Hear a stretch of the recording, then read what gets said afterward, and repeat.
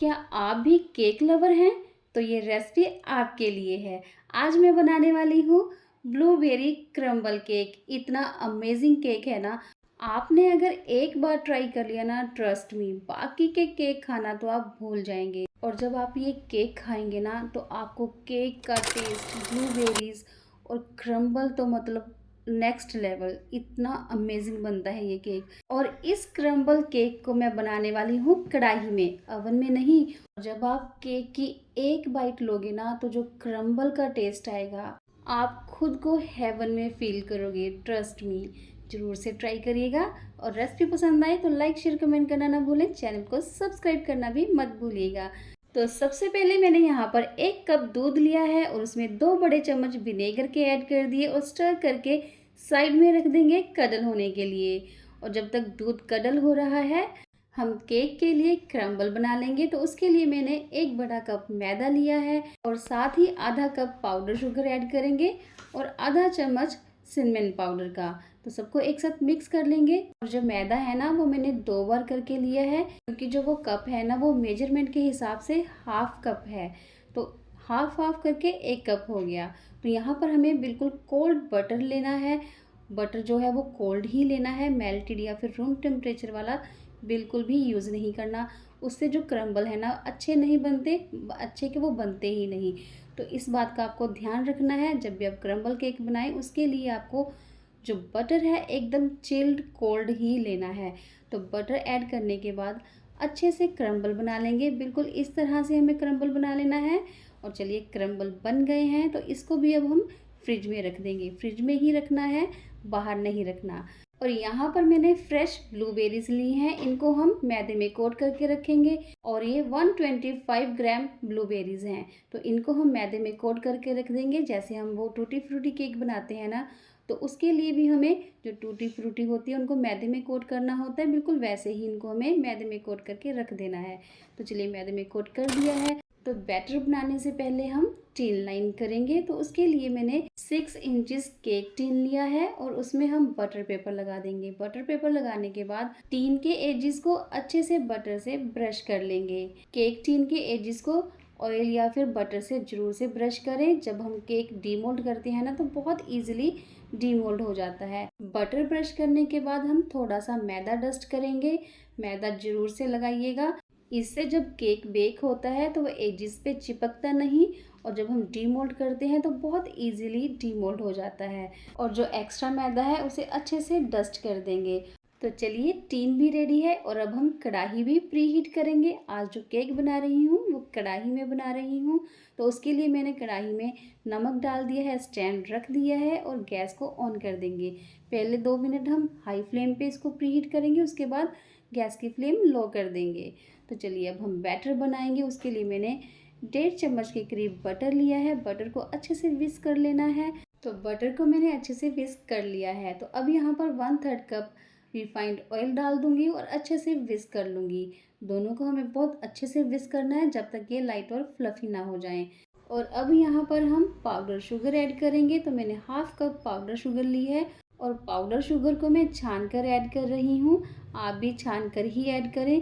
कई बार क्या होता है कि क्रिस्टल वगैरह होते हैं तो वो छन्नी में रह जाएंगे। तो आप भी पाउडर शुगर को छान कर ही ऐड करें।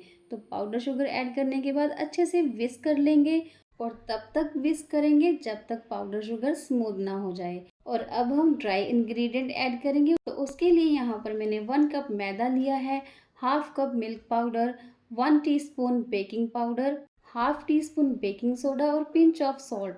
सबको छान कर ही ऐड करना है।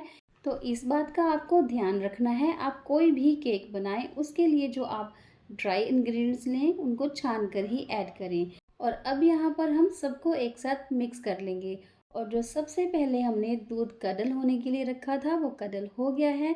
तो अब उसको हम थोड़ा थोड़ा करके ऐड करेंगे। मैं यहाँ पर दूध को कडल करके ऐड कर रही हूँ। आप दही का भी यूज़ कर सकते हैं, लेकिन अगर आपके पास दही नहीं है तो आप दूध को इस तरह से कडल करके यूज़ कर सकते हैं।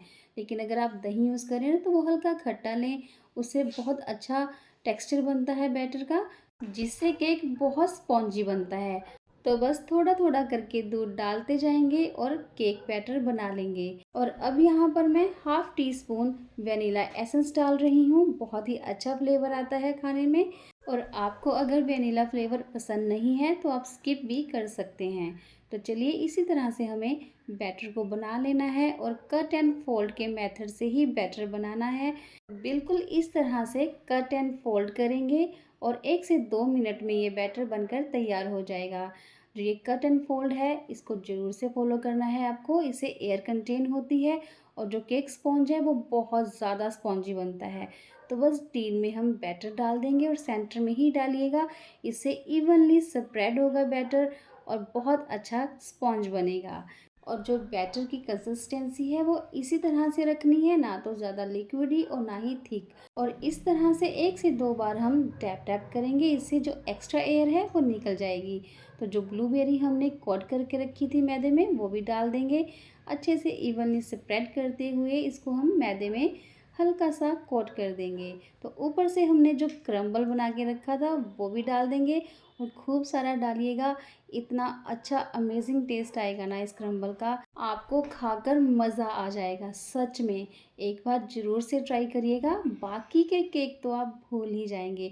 और जब आप ये केक खाएंगे ना आपको ऐसा लगेगा कि आप बिस्किट खा रहे हैं, ऊपर से ब्लूबेरी का टेस्ट, केक का टेस्ट, ओहो हो मज़ा ही आ जाएगा। और अब यहाँ पर हम केक को कढ़ाई में बेक होने के लिए रखेंगे 30 से 35 मिनट के लिए। और आप देख सकते हैं केक बेक होना शुरू हो गया है और पूरे 35 मिनट्स में ये केक बेक होकर तैयार हो गया है। तो आप देख सकते हैं जो क्रम्बल्स हैं वो कितने अमेजिंग लग रहे हैं। और जब टूथपिक डाल के देखी ना तो परफेक्टली बेक हुआ है। तो अब हम इसको कढ़ाई से बाहर निकाल लेंगे और केयरफुली निकालना है। और जो क्रस्ट आया है ना क्रम्बल्स पे वो अमेजिंग लग रहा है खाने में तो उससे भी कहीं ज़्यादा। और केक को हम ठंडा होने के लिए रख देंगे। उससे पहले हमें इसको डीमोल्ड नहीं करना है। तो जब ठंडा हो जाए तभी डीमोल्ड करना है। केक ठंडा हो गया है और केक को हम डीमोल्ड करेंगे। तो हल्का सा हमें ऊपर से टैप टैप कर लेना है, इजीली डीमोल्ड हो जाएगा। और आप देख सकते हैं जो केक है वो कितना अमेजिंग बना है। स्पॉन्ज कितनी अच्छी लग रही है, एकदम स्पॉन्जी सा बना है। और इस केक को मैंने कढ़ाई में बनाया है, फिर भी एकदम परफेक्ट बेक हुआ है। आप भी कढ़ाई में इसी तरह से परफेक्ट केक बना सकते हैं, बस कुछ टिप्स एंड ट्रिक्स को फॉलो करके। तो देख सकते हैं जो ऊपर का क्रस्ट है वो भी कितना अच्छा लग रहा है और केक कितना स्पॉन्जी बना है। तो अब हम स्लाइस कट करेंगे। आप इस केक को ज़रूर से ट्राई करिएगा, आपको बहुत पसंद आएगा, ट्रस्ट मी। एक बार मेरे कहने पे ये क्रम्बल केक ज़रूर से बनाइएगा, आप बाकी के केक तो भूल ही जाएंगे। और आप देख सकते हैं जो स्लाइस है वो कितनी अच्छी लग रही है, देखते ही खाने का मन कर रहा है। और ब्लूबेरीज कितनी अमेजिंग बस्ट हुई हैं। और कभी भी आपका केक खाने का मन करे तो आप ये केक ज़रूर से बनाएं। घर में कोई भी छोटा मोटा फंक्शन हो या कहीं आप ट्रैवलिंग में जा रहे हो तो आप इस केक को बनाकर कैरी करके लेकर जा सकते हैं। और रेसिपी पसंद आए तो लाइक शेयर कमेंट करना ना भूलें। चैनल को सब्सक्राइब करना भी मत भूलिए। मिलते हैं नेक्स्ट वीडियो में, बाय बाय।